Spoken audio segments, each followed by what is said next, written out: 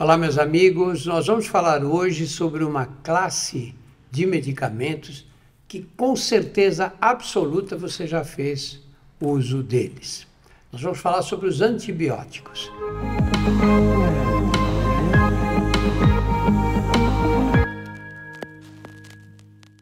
Existem muitos preconceitos, muitas ideias equivocadas e, ao mesmo tempo, muitas dúvidas em relação aos antibióticos. Primeiro, hoje no Brasil, você não vai à farmácia e compra sem ter receita médica. E a receita é fundamental porque você tem que receber a indicação exata daquele medicamento e depois de como usá-lo. O médico vai escrever antibiótico X, um comprimido a cada 12 horas, ou a cada 8 horas, ou a cada 6 horas. E as pessoas ficam com dúvida às vezes, será que eu tenho que tomar isso? O médico pôs uma semana, mas depois de 3 dias eu estou ótimo, acabou, não tenho mais nada, posso parar o tratamento? Ou, se eu esquecer de tomar uma dose, como é que eu faço? Ou ainda pensar que o que você pode comer quando toma antibiótico, especialmente o que você pode beber, porque muitos têm essa dúvida. Se eu beber, corto o efeito do antibiótico? Então vamos falar sobre essa classe de medicamentos e eu trouxe aqui uma infectologista que é especialista nessa área e que é professora da Unifesp, a antiga Escola Paulista de Medicina, e tem muitos trabalhos publicados na área de resistência bacteriana, que, como nós vamos ver, é um problema muito grave e com repercussões no futuro. É a doutora Ana Cristina Gales. Este DrauzioCast que nós vamos fazer hoje tem o apoio das Drogarias Pacheco e Drogaria São Paulo, no programa Saber Viver. Ana, vamos começar do básico mesmo, né? O que caracteriza essa classe de medicamentos, os antibióticos? Primeiro de tudo, antes de tudo, eu quero agradecer. Agradecer pelo convite, agradecer pela oportunidade de estar aqui conversando com você e estar tentando chegar à população aquilo que é minha paixão, que são os antibióticos. Os antibióticos, eles representam um número grande de medicamentos que eles têm como principal objetivo é inibir o crescimento da bactéria. Então, eles querem matar as bactérias de preferência. Então, de uma linguagem bem simples, a gente utiliza os antibióticos para que a gente possa inibir o crescimento das bactérias e curar uma infecção que seja causada por bactéria. Isso é muito importante que a população entenda que as infecções podem ser causadas por vírus, bactérias, fungos, parasitas, mas que os antibióticos só vão atuar nas bactérias. Então, por exemplo, não adianta nada eu querer tratar a infecção pelo Covid, pelo SARS-CoV-2, que é um vírus, com antibiótico, né? Alguns antibióticos têm atividade que diminui a inflamação, mas habitualmente não é esse o objetivo deles. A gente usa para tratar a infecção bacteriana, pneumonia, infecção urinária, tudo que é causado por bactéria. E muita gente tem um resfriado e fica meio derrubado aí com congestão nasal, ou uma gripe, que é uma doença que derruba de verdade. Derruba de verdade. E acha que eu devia tomar um antibiótico para melhorar. Qual é o equívoco aí? O equívoco é que a gripe, o resfriado, a Covid são causados por vírus, né? E o antibiótico não atua nos vírus, então não adianta a gente tomar. É muito comum quando a gente trabalha em pronto atendimento, o paciente chegar e falar, olha, doutor, eu estou muito ruim, eu vim aqui porque eu estou com uma gripe, eu estou com medo que isso vire uma pneumonia. Então a senhora podia dar um antibiótico para mim? Não resolve, né? E pelo contrário, se eu tomar o antibiótico, eu ainda vou selecionar, porque o trato respiratório da gente, a boca, a pele, o intestino, a gente tem bactéria. Então, se eu tomar um antibiótico, ainda corre o risco de eu não prevenir a infecção, e se eu tiver uma infecção, depois ela tende a causada por uma bactéria que é resistente. Então, acho que é muito importante as pessoas terem a ideia que o antibiótico ele não serve para prevenir uma infecção bacteriana naquele paciente que tem uma infecção por um vírus, né? De modo geral, eu estou falando assim. E como os antibióticos agem? Por que eu estou com uma infecção num dedo e eu tomo por boca um medicamento? Ele chega lá? Ele chega. Então, assim, depende do antibiótico, depende de todo, tem toda uma série de coisas. Mas, assim, é importante a gente saber que o antibiótico, ele muda, né? A gente vai prescrever o antibiótico de acordo com o local da infecção. Porque dependendo do local da infecção, lógico que também depende da pessoa, né? Quer dizer, se eu sou uma pessoa saudável, eu posso ter um tipo de infecção. Se eu sou uma pessoa transplantada, eu posso ter outra. Mas, de modo geral, se eu tenho uma infecção de pele, ela é causada por uma bactéria que a gente chama de Staphylococcus, Streptococcus. Se eu tenho uma infecção urinária, ela é causada por uma outra bactéria que a gente chama Escherichia coli. Quer dizer, geralmente, lógico que tem variações, de modo geral eu estou falando. Então, eu procuro antibióticos que tenham atividade contra as bactérias que estão causando esse tipo de infecção. Então, eles vão procurar, dependendo, e aí o antibiótico muda. E aí tem antibiótico que é bem absorvido por via oral, tem antibiótico que não é absorvido por via oral, quer dizer que não adianta eu tomar por boca, que ele não faz efeito, aí eu tenho que dar o antibiótico na veia. Tem antibiótico que vai ter atividade contra o estáfilo e outro que não vai ter atividade contra o estáfilo. Então, tudo isso o médico vai ter. A gente sempre brinca com os alunos que eles têm que aprender rapidinho, quando vai prescrever antibiótico, em pensar num triângulo. Um triângulo é o tipo de paciente que ele está atendendo, o tipo de infecção que ele está causando e qual é o micro-organismo que está causando. Então, a gente tem que pensar isso de uma maneira, conforme a gente vai ficando mais experiente, né? Não vou falar mais velho. Então, a gente vai ficando mais treinado em fazer esse raciocínio mais rápido. Mas quando a gente é estudante, a gente tem muita dificuldade para conseguir fazer, né, pensar nisso de maneira rápida. Mas é isso que a gente tem que aprender. E cada ponto desse triângulo a gente tem que pensar um monte de coisa. A idade do paciente, se o paciente tem insuficiência, se o rim está funcionando, se o fígado está funcionando, se tem algum problema, se toma algum outro medicamento que vai interferir com a absorção do micro-organismo, né, do agente, da bactéria que está causando a infecção. A gente tem que pensar, nossa, mas essa é uma infecção que pegou na comunidade ou pegou no hospital? Essa infecção é causada por uma bactéria que é sensível ou é resistente? Então, tudo isso a gente vai pensando de uma maneira mais rápida. Quando chega no antibiótico, então, os alunos chegam para mim e falam, mas professor, eu tenho que saber tudo isso? Que aí você vai ter que saber qual que é a classe do antibiótico, qual é o espectro, o que ele atua, né? Ele atua contra estáfilo, ele atua contra E. coli, aí vai olhando qual é a absorção dele, qual que é a metabolização, e aí tem 10 itens que eu não vou ficar aqui falando porque eu não quero deixar ninguém entediado.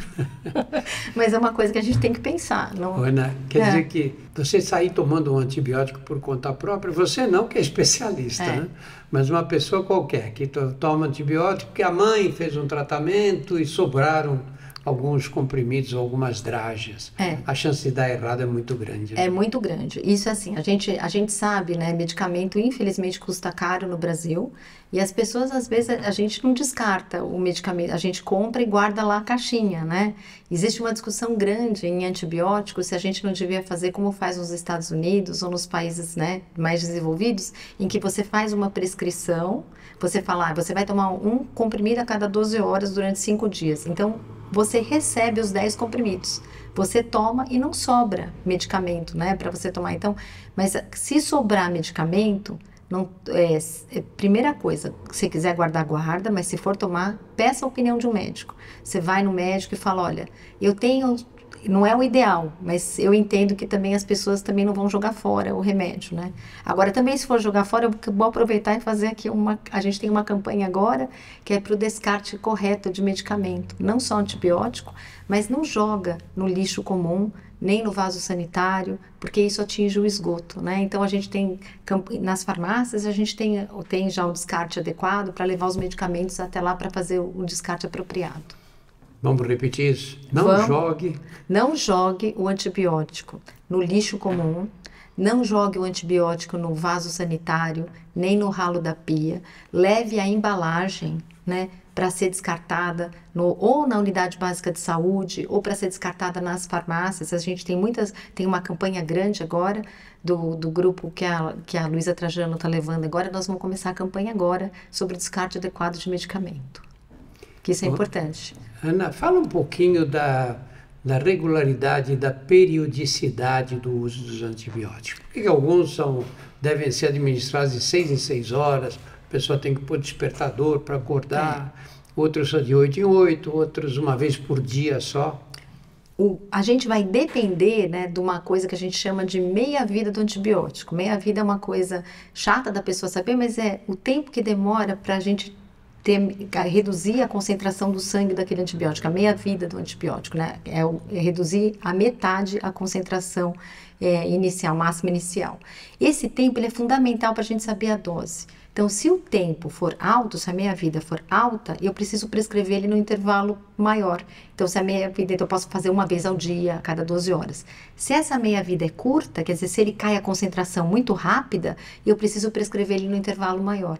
Então, assim, não dá para, lógico, aqui numa conversa, mas quando o médico falar, tome de 6 em 6 horas, você já pensa que a concentração cai rápido e que você tem que tomar de 6 em 6 horas. E é muito chato tomar antibiótico de 6 em 6 horas. A gente evita ao máximo prescrever de 6 em 6 horas, porque todo mundo é humano, todo mundo sabe que a gente sempre vai falhar uma dose. Então, quando a gente tem assim, a gente até brinca com o paciente e fala, põe o despertador no celular para ajudar a lembrar a tomar de 6, ou então tenta prescrever 6 horas da manhã, meio-dia, 6 horas da tarde, meia-noite, porque é mais fácil da pessoa lembrar. Mas assim, a gente se prescreve de 6 em 6 horas é porque realmente não teve outra alternativa. E quando a pessoa esquece de tomar uma dose? Olha, quando ela esquece de tomar a dose, se for num período curto, você tenta tomar o mais rápido possível. E você, eu tinha que ter tomado 3 horas, não tomei, e agora é 4, toma o mais rápido possível. Se já passou um período muito prolongado, você toma a próxima dose, entendeu? O ideal é que você não deixe isso acontecer, porque se isso acontecer, como você falou, a bactéria se multiplica muito rápido. Então, a gente vai ter chance, nesse período da infecção, a bactéria que estava lá, crescer, e aí selecionar aquela bactéria que era resistente. Você vai favorecer o crescimento daquela bactéria. E os de anticoncepcionais? Né? Tanta gente...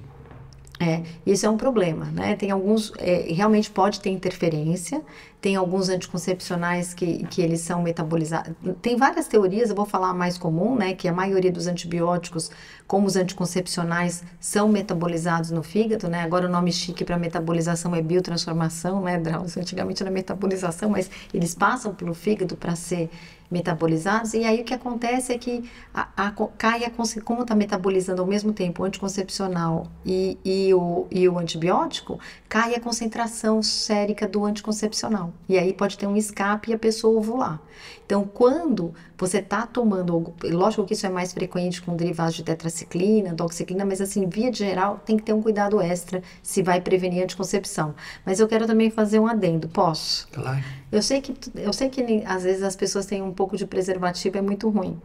Mas eu queria lembrar que é importante, né? A gente tem o método anticoncepcional, mas que é fundamental usar o preservativo. Porque assim, as pessoas esquecem, né? Que o preservativo vai ajudar na prevenção do HPV, na prevenção do HIV, de hepatite B. A gente tem de sífilis, que a gente teve um número de casos absurdo aumento. É impressionante. É impressionante. Né? Eu na cadeia, olha, eu vou uma vez por semana. Toda vez que eu vou, eu faço 4 a 5 diagnósticos de sífilis primária, de gente que se infectou lá. Nunca e é incrível. Tanta sífilis como as de hoje. É verdade. Então, assim, a gente não... É o que a gente brinca, né? Eu falo, a gente tem a profilaxia para exposição para HIV. Eu sou totalmente favorável. Eu acho que é uma medicação que provou, tem vários trabalhos mostrando que ela tem custo-benefício. A gente consegue reduzir o número de novos de infecção por HIV. Mas, ao mesmo tempo, o pessoal se sente relaxado, porque eles falam, eu faço PrEP, eu não vou pegar o HIV. Ok, tá perfeito. Mas a gente se contamina, né? Se corre o risco de ter uma infecção por micoplasma, por eaplasma, por clamídia, que são bactérias que causam, às vezes, uretrite, né? Infecção da uretra, que são infecções que elas não são graves, mas elas são muito chatas e algumas são difíceis o tratamento. Então, eu acho que é isso que eu queria falar. Então, assim, tomou antibiótico, tá usando anticoncepcional, ok, usa o preservativo também. Escuta aí uma coisa que é voz corrente, né? Que álcool corta o efeito do antibiótico, é verdade isso? Tem para alguns antibióticos, você não pode tomar álcool. Por exemplo, se você estiver usando, às vezes até mesmo creme vaginal, se você usar metronidazol, tem alguns pacientes que experimentam uma reação muito ruim, que a pessoa às vezes tem rubor facial, taquicardia, sudorese. Taquicardia é quando a frequência cardíaca aumenta muito rápido. Então, assim, quando a gente tem, e se toma esse medicamento. Para outros medicamentos, isso é menos importante. Lógico que você não vai tomar muito álcool, porque se você tomar muito álcool, você vai fazer muito xixi. Você fez muito xixi, você diminuiu a concentração do antibiótico no sangue. Você tem o álcool que vai ser metabolizado no fígado, que também vai influenciar na concentração do antibiótico. Então, a gente tem uma série de coisas. Mas se você tomar uma taça de vinho, para a maioria dos antibióticos não vai ter problema nenhum, mas para alguns vai ter. Então, quando o médico for prescrever e você tiver, eu vou ter um jantar e vou tomar uma taça de vinho. Aí você vai falar, olha, posso tomar? Aí a pessoa fala, pode ou não pode. E também você tem que ter uma coisa que é importante, que o álcool também interfere com a absorção do medicamento. Então, se fosse só uma taça, para a maioria dos antibióticos estaria ok. Agora, tomar um engradado de cerveja não pode. Não, isso eu brinco, eu não quero ser chata, né?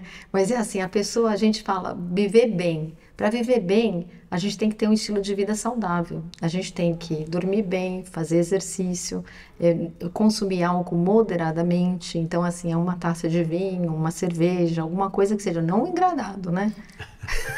Não é? Não dá. No passado se falava muito de que criança não podia tomar antibiótico porque amarelava os dentes. Eu não escuto mais falar isso hoje. Não escuta mais porque a gente quase não prescreve mais tetraciclina. Tetraciclina. Porque as tetraciclinas, né, elas acabam interferindo no metabolismo do cálcio e elas acabam impregnando no dente. Elas acabam deixando o dente escuro, amarelado ou mesmo acinzentado, preto. Então, antigamente, a criança tinha muita dor de garganta, tinha dor de ouvido. E tetraciclina, na época, era um antibiótico muito bom, né, derivados de tetraciclina, e aí eles davam, e era por isso que manchava os dentes, porque estava indo na fase de desenvolvimento dos dentes, a tetraciclina impregna. Mas adulto pode tomar sem essa precaução, né? Tem o derivado de tetraciclina, né, um antibiótico chamado minociclina, que é bem interessante, que ele também causa coloração ou descoloração de pele, às vezes de vaso sanguíneo, mas esse é um efeito que é uma reação indesejável do antibiótico, né? Por isso que a gente só deve... Isso é um conceito que eu acho que é importante que as pessoas saibam. Antibiótico, ela não é um remedicamento que não tem uma reação colateral, não é um efeito colateral, uma reação adversa. Ela pode também ter. Por isso que a gente, quando prescreve, a gente tem que pensar bem que vai estar causando mais benefício do que malefício, porque você pode ter reação adversa. No caso das mulheres grávidas, né? A mulher grávida tem muita infecção urinária, por exemplo. Quais são os cuidados que devem ser tomados? A gente tem que tomar muito cuidado, por exemplo, assim, a gente não prescreve quinolona, por exemplo, em mulher grávida, né? Só se realmente ela correr risco de vida e essa fosse a única opção. Ciprofloxacino, norfloxacino, porque você tem problema de fechamento precoce da cartilagem de crescimento em modelo animal, então a gente evita usar em grávida e nas grávidas a gente toma um cuidado especial. Então, geralmente a gente prescreve para grávida, mesmo com infecção urinária, beta-lactâmico ou cefalosporina, que é uma classe que não faz mal nem para a mãe nem para o nenê. Agora, assim, só se a grávida tiver com uma infecção realmente generalizada, muito grave, aí a gente sempre vai priorizar a mãe em relação ao recém-nascido, ao nenê. Ana, eu queria que você falasse agora sobre um tema que é a sua razão de viver. É a minha paixão. que é a resistência aos antibióticos. Vamos explicar o conceito. Por que aparece esse tipo de resistência? Então, acho que eu vou começar um pouquinho antes disso. Eu acho assim, olha, quando a gente tem maravilhas na medicina, eu diria. Grandes maravilhas na medicina, né? A gente tem os antibióticos, as vacinas e o saneamento básico. Eu acho que essas medidas de saneamento básico, os antibióticos e as vacinas, eles foram fundamentais para que a gente reduzisse o número de infecções e o número da mortalidade causada por essas doenças, né? As bactérias existentes, elas existem na natureza. Elas já existem. Tem até uma lista bem bonitinha da Organização Mundial de Saúde em que você tem o ano em que o antibiótico foi liberado para uso clínico e quando foi descrito a primeira resistência. Então, às vezes, no mesmo ano, você já tem a bactéria resistente, ou até antes. Então, a bactéria já é resistente. Quando a gente prescreve o antibiótico, a gente só favorece a seleção, né, e o crescimento dessas bactérias resistentes.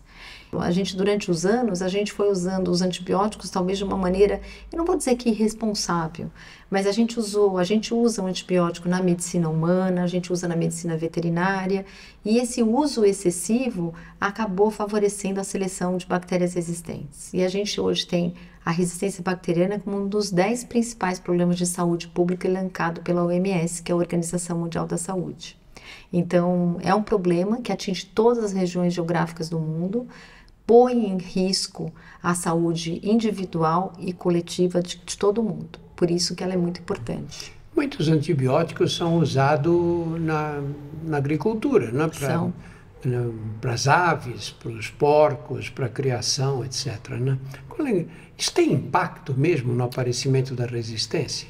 A resistência é uma coisa muito complexa, né? Só para vocês terem uma ideia da complexidade, que, por exemplo, substâncias que não são antibióticos, eles podem selecionar bactéria resistente. Por exemplo, antidepressivo seleciona bactéria resistente. Organofosforado seleciona bactéria resistente. Então, a gente tem uma cadeia que é gigantesca, que várias coisas podem selecionar bactéria resistente. Os antibióticos, eles para favorecer o crescimento mais rápido do animal, eles dão antibiótico, o animal ganha mais peso. Só que você está dando uma concentração de antibiótico que é menor em relação ao peso do organismo, do animal. Então, você acaba favorecendo a seleção de bactérias resistentes. Agora, também tem o caminho inverso. A gente tem bactéria resistente. Então, a gente dando antibiótico para o animal na granja ou na produção, acaba selecionando bactéria resistente, que eventualmente pode chegar no homem através da cadeia alimentar, ou mesmo pelos tratadores, quando manipulam os dejetos desses animais ou a carne. Mas também a gente tem o contrário, tem o hospital, né, que a gente tem bactérias resistentes lá, isso cai no esgoto, o esgoto vai para a estação de tratamento de efluente, mas de uma certa maneira a gente não consegue se ver livre de todas as bactérias, isso também contamina o rio, o solo e também chega no animal. Então, é muito difícil a gente dizer quem é o ovo e quem é a galinha, mas isso tudo está interligado. Isso é um problema para sempre, não é? Porque não vai ser possível você parar de dar antibióticos para as pessoas e muito menos para você evitar a contaminação dos esgotos, não é? Eu acho que sim, mas eu acho que a gente tem melhorado muito, a gente tem progredido muito. O Brasil tem um Plano Nacional de Combate à Resistência, que aliás, ele está para ser renovado. Ele era um plano que foi criado de 2018 a 2022, seguindo a recomendação da Organização Mundial de Saúde, né? E esse plano, ele é muito interessante porque a gente vê da perspectiva de saúde única.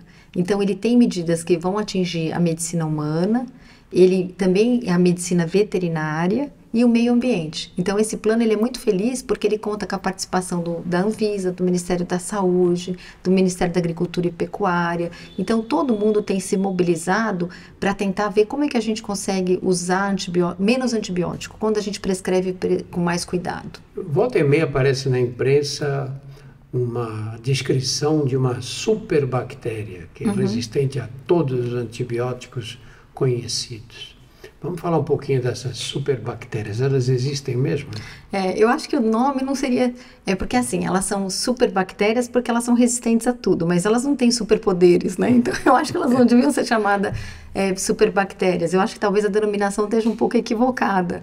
Mas elas realmente elas são chamadas de superbactérias porque, como elas são muito resistentes, é muito mais difícil de você ter um antibiótico que tenha atividade para tratamento, né? Antigamente, a gente falava assim, quando tem uma bactéria resistente, para ela ficar resistente, ela é mais fraca, ela se multiplica menos, ela consegue se dividir menos, mas hoje em dia a gente vê que isso não acontece. A bactéria ganha resistência e ela continua tendo a capacidade de se multiplicar e se disseminar rápido. Então, não concordo com superbactérias, como ficaram conhecidas, porque elas têm esse mecanismo de resistência, mas realmente elas são uma preocupação para tratamento, né? Porque elas dificultam muito o tratamento. Dentro das prioridades da indústria farmacêutica hoje, não estão os antibióticos. Porque para a indústria farmacêutica, o que é bom? É medicação que você vai tomar todos os dias por períodos longos e eventualmente pela vida inteira. Que é o caso dos medicamentos contra a pressão alta, para o diabetes, etc. E o antibiótico não é um grande interesse comercial. Porque você toma durante 7 dias e depois, eventualmente, nunca mais vai tomar na vida. Então, isso não desperta grandes investimentos na indústria farmacêutica. Nós temos visto o aparecimento de pouquíssimos antibióticos nos últimos anos. E os novos, quando são desenvolvidos, vêm a um preço proibitivo. Você não acha que nós podemos... Aonde vai levar esse tipo de situação? com a minha humilde opinião, né, não quero ser a dona da verdade, não sou a dona da verdade de maneira nenhuma, mas eu acho que o antibiótico, ele é uma necessidade de saúde pública. Então, a gente tem que buscar um outro... Eu entendo que a indústria farmacêutica, ela gasta dinheiro investindo na produção dessa nova molécula e ela tem acionistas que querem lucro. Então, eu acho que não tem nada de errado em ter lucro, mas eu acho que a gente talvez tenha que buscar um novo modo de financiamento para essas indústrias e talvez o governo tenha que financiar uma parte, ou então entidades não governamentais que estejam visionando saúde pública consigam investir. Por exemplo, eu faço parte do comitê científico de uma iniciativa que chamam GARDP, que é Global Antimicrobial Research Development Program. Ela é uma ONG que ela nasceu dentro, né, com auxílio da Organização Mundial da Saúde, que ela capta, ela não tem interesse lucrativo, né, não tem interesse de lucro, mas ela capta recurso e ela tem ajudado a financiar o desenvolvimento de novos antimicrobianos. Então, por exemplo, a gente tem, em parceria com essas indústrias farmacêuticas que são menores. Então, por exemplo, o GARDP agora tem financiado o estudo da zoliflodacin, a gente tem participado de outros antibióticos. Então, talvez a gente precise buscar novos modelos de financiamento para o desenvolvimento de antibióticos, porque eles são uma droga de interesse de saúde pública. Porque, assim, às vezes as pessoas têm muita dificuldade de entender quando, né, vai ter, mas vamos supor, se fui fazer uma cirurgia plástica e de repente eu tive uma infecção, né, da prótese que eu coloquei, né, eu estou no ambiente hospitalar, eu corro o risco de ter uma infecção por uma bactéria resistente e eu vou precisar tratar. Ou então eu estou na rua e sou atropelada e vou parar no hospital. Então a gente precisa de novos medicamentos, né, que atendam essas necessidades. E dentro desse panorama, o que você tem, de um lado, pouca pesquisa em busca de novos antibióticos. De outro lado, um aumento progressivo da resistência das bactérias. Com o passar do tempo, nós não corremos o risco de termos que viver num mundo sem antibióticos, porque as bactérias estarão todas resistentes? Corremos. A gente já existe hoje, né? Hoje a gente já tem infecções causadas por bactérias que são consideradas a gente chama nem de multiresistente, a gente chama de pan-drug, resistente a todos os antimicrobianos disponíveis. E a gente corre esse risco, sim. Só o que a gente tem que tentar se esforçar muito, né, dentro do ambiente hospitalar, principalmente, ou dentro das unidades de saúde, é tentar atuar em medidas de prevenção de infecção, tentando evitar que essas infecções se espalhem de um paciente para o outro e mesmo que elas surjam. Então, a gente tem feito uma série de medidas dentro do ambiente hospitalar, fora do ambiente hospitalar, para tentar usar antimicrobiano de maneira adequada, né, em todos os contextos, eu acho, e usar medidas de prevenção de infecção. Então, eu acho que é importante, assim, o próprio paciente, quando vai ao hospital, por exemplo, a gente tem um problema, né, o visitante, o familiar que acompanha.